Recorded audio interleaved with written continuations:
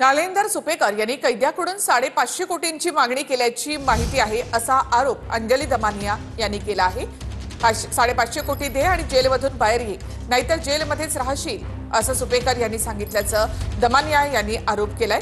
प्रत्येक पीआय कडून ते पैसे घ्यायचे, दिवाळीला सोनं घ्यायचे अशी माहिती सुद्धा दमानिया यांनी दिली आहे। ती बातमी अशी होती की 500 कोटी रुपये त्यांनी मागितले त्या कैद्याकडनं। तर मला पहिलं तर ती बातमी पटेना, म्हणून मी त्यांच्याकडनं खात्री करून घेतली।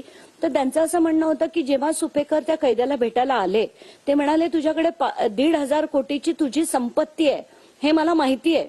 मग त्यातले जर 550 550 कोटी तू मला दिलेस तरच तू जेलमधनं बाहेर येशील, नाहीतर इथे सडशील।